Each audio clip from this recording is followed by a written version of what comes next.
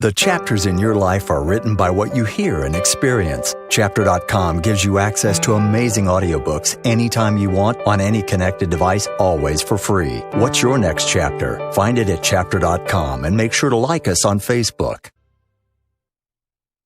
Chapter 1. Any person may become great.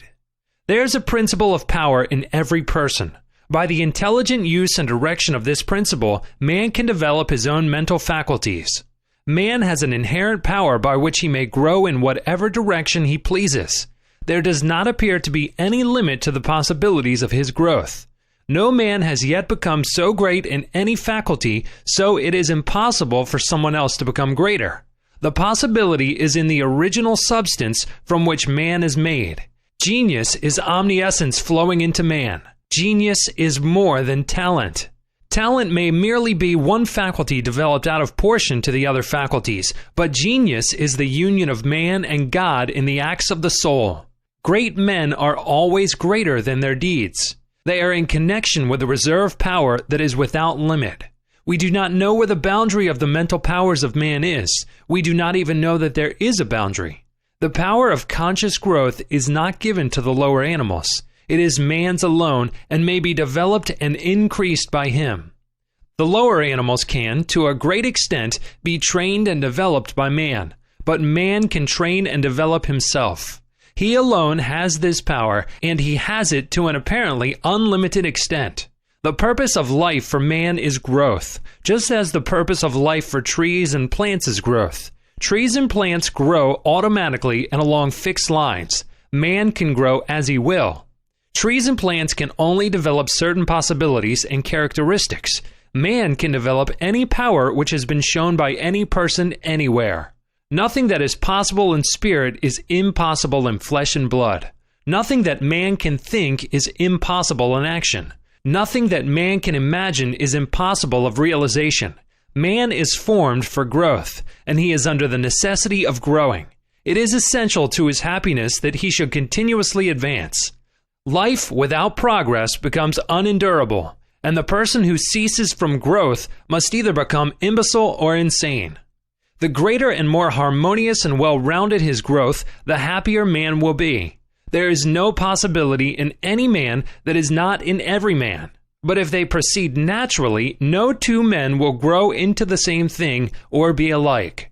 Every man comes into the world with a predisposition to grow along certain lines, and growth is easier for him along those lines than in any other way. This is a wise provision, for it gives endless variety.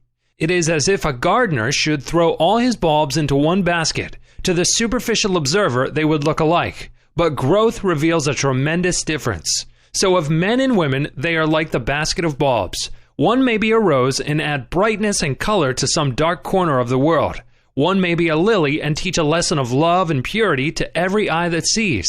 One may be a climbing vine and hide the rugged outlines of some dark rock. One may be a great oak, among whose boughs the birds shall nest and sing, and beneath whose shade the flock shall rest at noon. But everyone will be something worthwhile, something rare, something perfect. There are undreamed of possibilities in the common lives all around us. In a large sense, there are no common people. In times of national stress and peril, the cracker-box loafer of the corner store and the village drunkard become heroes and statesmen throughout the quickening of the principle of power within them. There is a genius in every man and woman waiting to be brought forth. Every village has its great man or woman, someone to whom all go for advice in time of trouble, someone who is instinctively recognized as being great in wisdom and insight. To such a one, the minds of the whole community turn in times of local crisis. He is tacitly recognized as being great. He does small things in a great way. He could do great things as well if he did but undertake them. So can any man, so can you. The principle of power gives us just what we ask of it. If we only undertake little things, it only gives us power for little things. But if we try to do great things in a great way, it gives us all the power there is. But beware of undertaking great things in a small way. Of that we shall speak further on. Listening to great authors can influence how you experience the world around you. Chapter puts amazing audiobooks from the greatest authors at your fingertips, anytime and always for free. What's your next chapter? Find it on Chapter. And please give us your feedback and opinions as we grow our services.